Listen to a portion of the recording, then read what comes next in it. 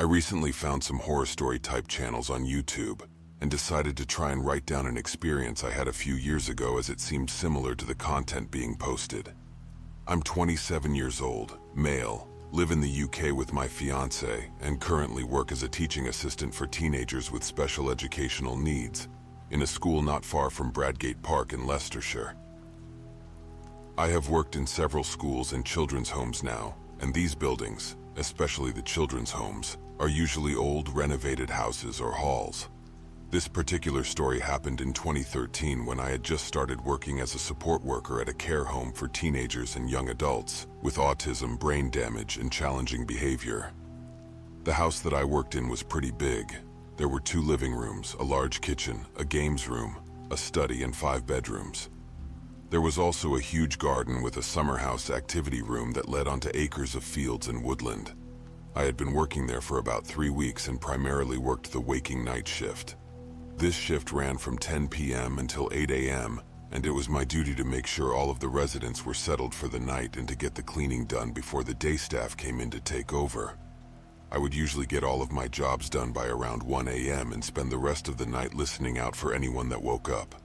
I would watch TV, read my university course books, or sometimes just play games on my phone once I was finished.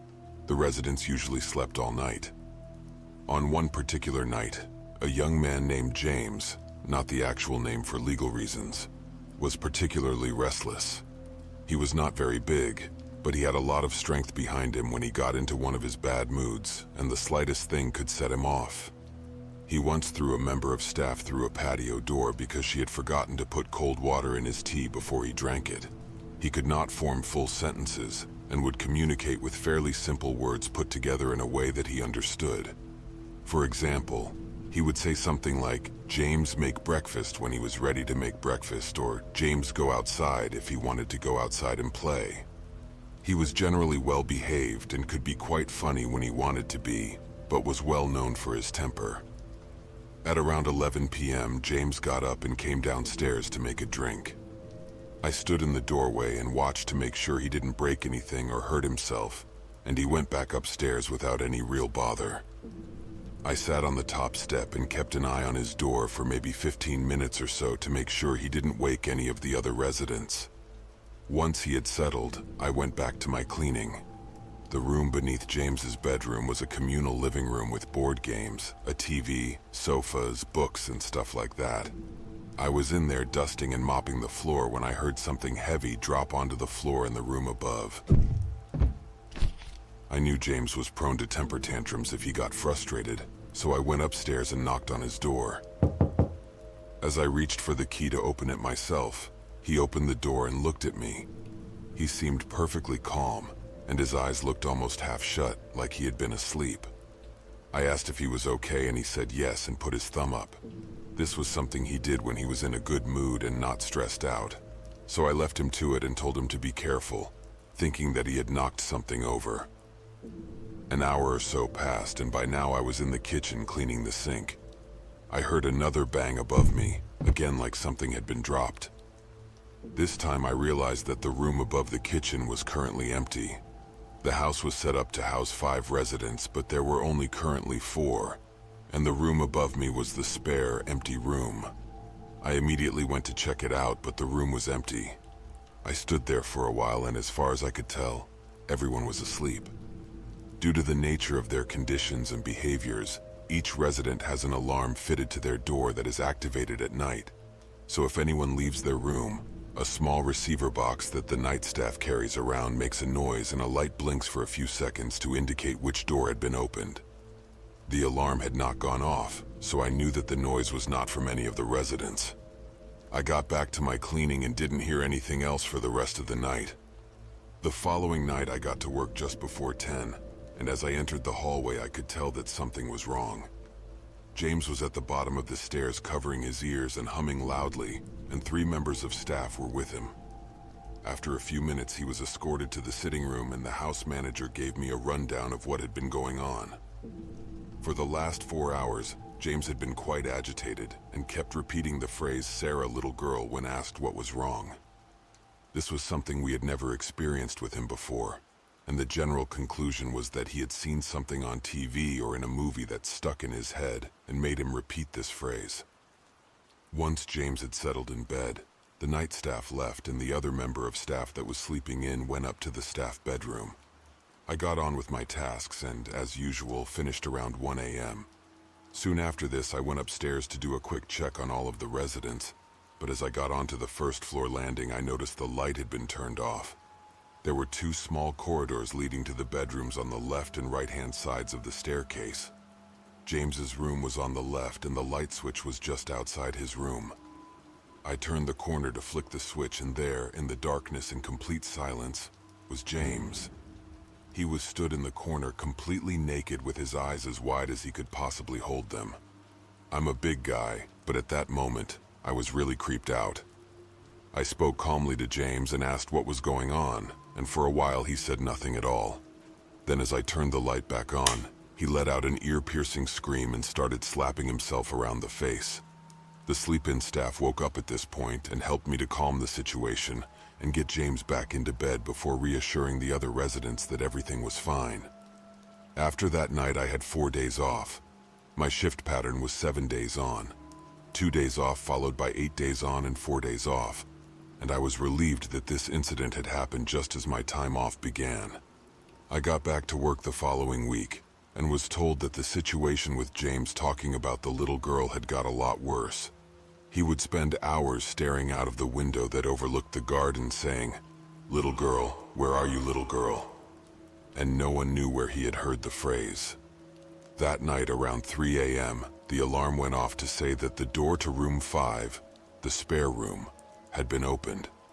Now, this instantly seemed a bit weird as the door to the spare room is always kept locked because it was being used for storage at the time. I went up to investigate and found James stood in the room in the dark. He didn't seem to notice me entering and was just stood there whispering, "Where are you?" over and over again. I gently touched his shoulder and said something like, "Come on, mate, let's get you back to bed. It's late." James turned around and started heading back to his room, and for a second I was relieved. But then, as I locked the door to the spare room, he started screaming and started pummeling the door with both fists. As he did this, the alarm went off to indicate that the front door had been opened. The only people with a key to the front door were myself, as the night wake staff, and the house manager. The door has 4 locks on it, 2 that require a key and 2 that require electronic ID cards. It was now 3:25 a.m., and the manager never came in before 8 a.m., so I presumed there must have been some kind of mistake and continued to defuse the situation with James. He finally calmed down and went back into his room, so I went downstairs to check the front door. To my surprise, it was wide open. I shut it immediately and started checking every room in the house in case someone had got in. I then checked on each of the residents to make sure they were all still in the house. Everything was fine. The next night, everything was calm until around 2 a.m. when one of the other residents, Connor, got up and said that someone was tapping on his window. I guessed that he must have just been dreaming, as his window was on the 3rd floor of the house and was at least 25 feet from the ground. I went back up to his room with him to reassure him and checked his window. Sure enough, it was shut, and the security lock that prevents it from opening wide enough for someone to fit through it was still sealed. As he got back in bed, I heard footsteps on the stairs outside of his room. He froze for a second and looked at me with an expression of pure panic on his face. I opened the door to see who it was, but no one was there. He was clearly scared by this and said, "Is he back?" My blood ran cold and I asked, "Is who back? What do you mean?" Connor looked over my shoulder and then sank down into his bed, pulling the duvet up to his mouth. I turned around to see what he was looking at, but there was still no one there. "Tell him to go away," Connor said in a hushed, scared voice. I tried to reassure him that there was no one there and left his bedside lamp on before leaving the room. I went downstairs and sat outside on the patio with a cup of coffee. It was the middle of January and around -2 outside, but I felt like I had to get out of the house for a while. After about 40 minutes, I went back inside and washed my cup in the sink, dried it, and put it back in the cupboard. Beneath the cupboard was a locked, secure drawer where all of the sharp knives were kept until needed. The drawer was open slightly. This was obviously a major issue as none of the residents were allowed access to the knife drawer without supervision. I counted the knives and realized that there was one missing, so I woke the sleep-in staff, told her the situation, and we began a search. Nearly 2 hours later, we still hadn't found this missing knife, so decided to just keep our guard up and make sure none of the residents were hiding it. 2 hours later at 5:30 a.m., the alarm sounded. It was the door to the spare room again. I went up to check it out and found that the door was locked. How could the alarm have been activated by the door opening if the door was still locked? I went inside and turned the light on. To this day, I still have no explanation for what I found, and I often think about this incident. The bed had been pushed from its usual place and was against the wall, and the wardrobe doors were open. There were screws and nails all over the floor, but nothing was broken. But the most disturbing part? In the middle of the room, there was a children's doll, a gold bracelet, and the missing knife from the kitchen. The doll was an old-style baby doll. I guessed that it was made in the 50s from the style of clothes and the overall look of the doll. The bracelet was simple but old-looking.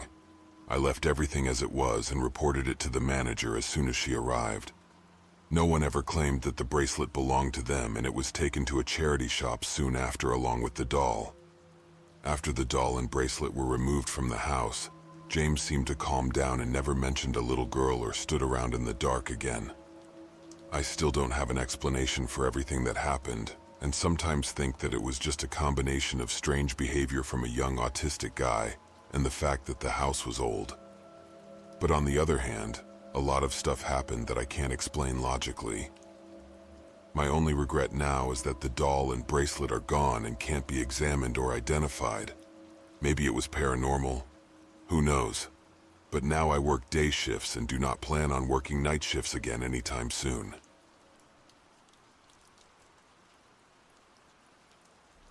I work as a security guard at a large office building. I'm usually assigned to the night shift, which means I'm the only one in the building from midnight to 6 a.m. It's a pretty boring job, but it pays the bills. One night, while doing my rounds, I heard a strange noise coming from one of the offices. It sounded like someone was typing on a keyboard. I figured it was just one of the employees working late, so I went to investigate. Upon reaching the office, I saw that the lights were off and the door was locked. I knocked on the door, but there was no answer. I tried the handle, but it was locked. I thought I must have been mistaken and went back to my rounds. A few minutes later, I heard the noise again. This time it was coming from a different office. I went to investigate, but when I got there, the lights were off and the door was locked. I knocked on the door, but there was no answer. I tried the handle, but it was locked. I started to feel uneasy. I had been working this job for a while and I had never heard anything like this before. I decided to call my supervisor to see if he could shed some light on the situation. Upon calling him, he told me that there was no one else in the building except for me. I was the only one with a key to the offices, and there was no way anyone could have gotten in without me knowing. A chill ran down my spine. If there was no one else in the building, then who or what was making those noises? I decided to investigate one more time. I went to the office where I had heard the noise the first time.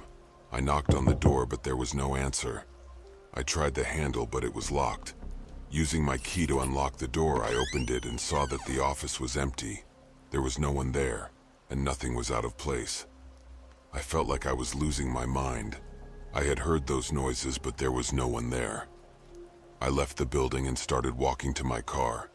Suddenly, I heard the noise again. This time it was coming from the building. I turned around and saw that the lights in one of the offices had turned on. I went to the office where the lights had turned on. I knocked on the door, but there was no answer. Using my key to unlock the door, I opened it and saw that the office was empty. But this time there was something different. There was a note on the desk that read, "I'm always watching you." I ran out of the building and never looked back. I never went back to that job again. It's scary to think about what could have happened if I had stayed in that building any longer. The person who was making those noises could have been hiding from me, and I would have been none the wiser. And the person who left the note on the desk could have been watching me as I left the building. Working the night shift can be dangerous, especially if you're working alone. It's important to always be aware of your surroundings and report any suspicious activity to your supervisor. Stay safe out there. I'm a 26-year-old female who's about 5'0" and generally harmless looking. I have no idea what it is about being seemingly harmless, but it tends to attract a whole array of bad news. Don't believe me? Go ask a soft-spoken tiny girl who gives you the first impression of, "Isn't she just adorable?" And more than likely, she'll have enough stories to make you worry about your sanity. This is compounded by my overall attitude of, "I'll be sugar, rainbows, and sunshine right up until you give me a reason not to." A job in retail makes the whole mess about as fun as bamboo splinters under your fingernails. Whoever came up with the idea the customer is always right needs to be shot, resurrected, and shot again. That said, I'll do anything within the limits of my job for a customer. I like helping customers out. Most retail workers do. A little lesson is to be had here for those who have never worked in a service-based company. Most employees want to help you.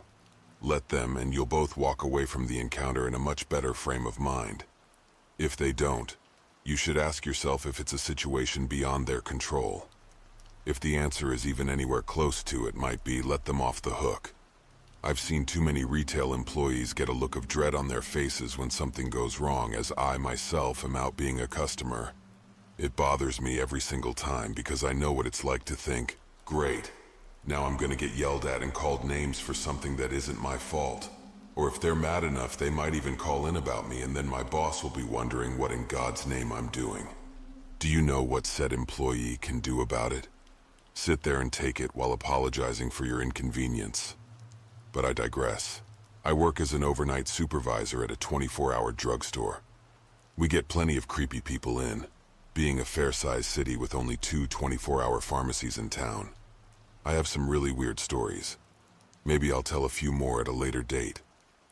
The evening of this particular incident had me working on a Saturday night with 2 other front-end employees. Saturday nights mean ad tags. We overnighters, the few, the lucky, are the ones stuck with this joyful job. It means 10 hours of monotony and a lot of back and forth around the store. Usually the nights pass with some regulars, some meth heads, drunks, some regular meth heads, drunks, and the occasion sick person or person with a sick loved one at home.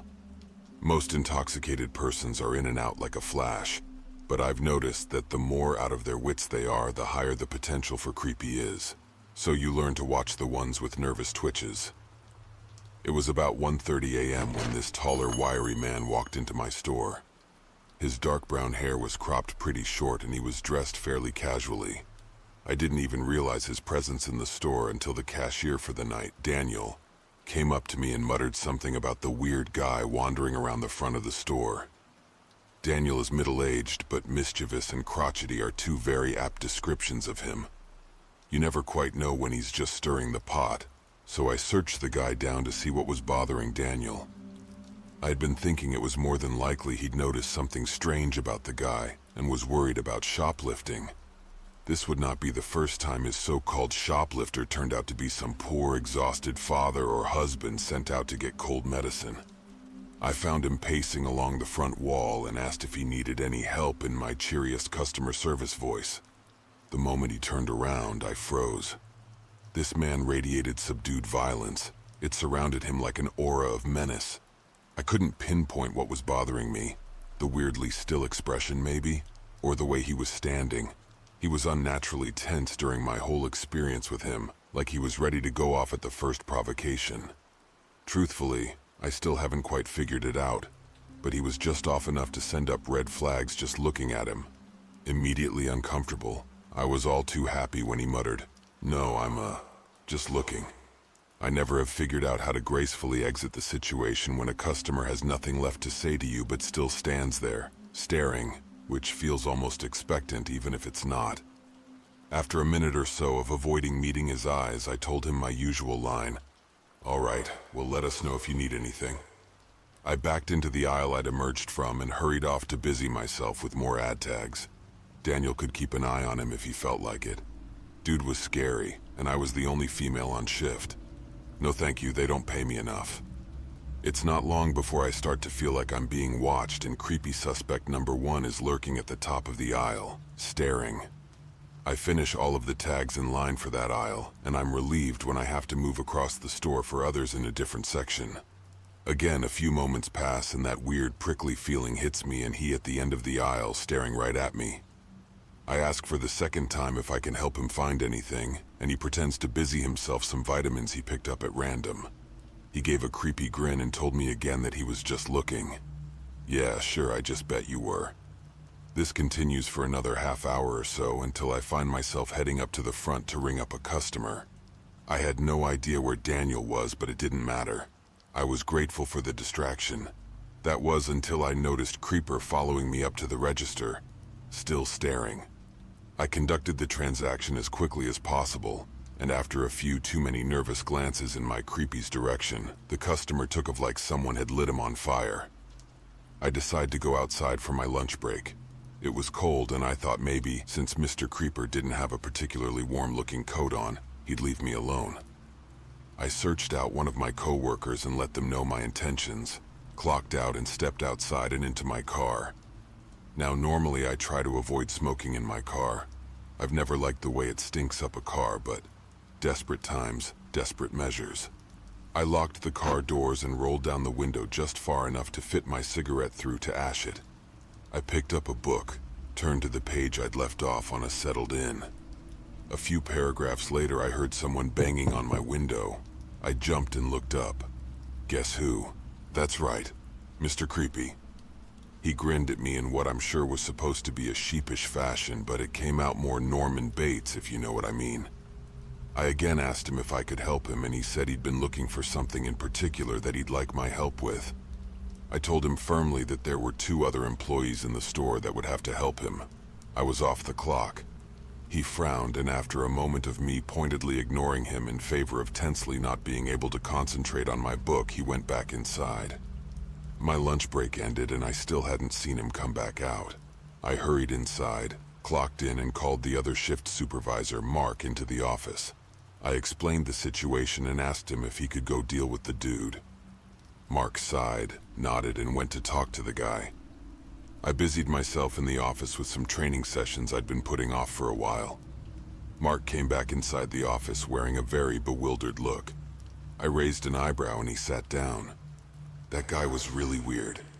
Weird is not quite the adjective I'd use. What did he say? He wanted to talk to you again. I told him you had other things you needed to be doing, but I'd be happy to help him. That agitated him. You thought he was freaky beforehand. He visibly shuddered and I raised an eyebrow again.